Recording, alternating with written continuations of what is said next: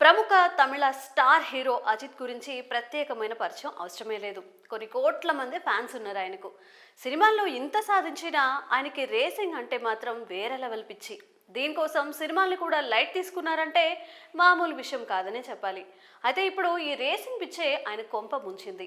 తాజాగా అజిత్ త్రుటిలో అతిపెద్ద ప్రమాదం నుంచి తప్పించుకున్నారు. ఆయన రేసింగ్ కోసం ప్రాక్టీస్ చేస్తుండగా రైడింగ్ కారు కాస్త అదుపు తప్పి పక్కనే ఉన్న ట్రాక్ పక్కన ఉన్న గోడను ఢీకొట్టింది. భయాందోళనకు గురైన సిబ్బంది వెంటనే ఆయన కారు వద్దకు వెళ్లి చూడగా ఆయనకు ఎలాంటి గాయాలు కాలేదట. దీంతో సిబ్బంది కాస్త ఊపిరి పీల్చుకున్నారు. ప్రస్తుతం అజిత్ రేసింగ్ కోసం దుబాయ్లో శిక్షణ తీసుకుంటున్నారు. ఈ శిక్షణ సమయంలోనే అజిత్కు ఈ ప్రమాదం జరిగింది. అయితే రేసింగ్ అంటే ఆయనకి ఎంత ఇష్టమో ఇప్పటికే మనందరికీ అర్థమైపోయింది. కోలీవుడ్ స్టార్ హీరోగా గుర్తింపు తెచ్చుకున్న అజిత్ ఒకవైపు సినిమాలు చేస్తూ అభిమానులు అలరిస్తూనే మరోవైపు తన అభిరుచిని కూడా చాటుకుంటూ దూసుకెళ్లిపోతున్నారు. ఇప్పటికే రేసింగ్లో ఎన్నో అచీవ్మెంట్స్ సాధించిన ఈయన ఇప్పుడు సరికొత్తగా మళ్ళీ తనను తాను మలుచుకుంటూ రేసింగ్లో ఇంటర్నేషనల్ లెవెల్లో సక్సెస్ కొట్టే దిశగా అడుగులు వేస్తున్నారు.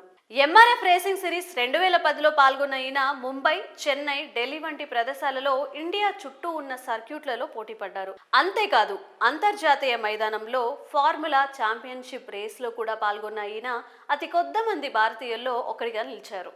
భారతీయ ప్రముఖుల వార్షిక ఆదాయాల ఆధారంగా ఫోర్బ్స్ ఇండియా సెలబ్రిటీ 100 జాబితాలో ఏకంగా 3 సార్లు స్థానం దక్కించుకున్నారు. ఇక అజిత్కి తమిళంలోనే కాకుండా తెలుగులో, మలయాళంలో కూడా మంచి క్రేజ్ ఉంది. కొన్నాళ్లుగా ఆయనకు సరైన సక్సెస్ పడడం లేదు. వివేకం, వలిమై, తెగింపు వంటి సినిమాలు ఫ్లాప్ అయ్యాయి. ప్రస్తుతం అదిక్ రవిచంద్రన్ దర్శకత్వంలో ఆయన గుడ్ అండ్ బ్యాడ్, అగ్లీ సినిమాలు చేస్తున్నారు. మైత్రి మూవీ మేకర్ సంస్థ ఈ చిత్రాన్ని నిర్మిస్తున్నారు. మరోపక్క తమిళంలో విదముయార్చి అనే సినిమాని కూడా కంప్లీట్ చేశారు.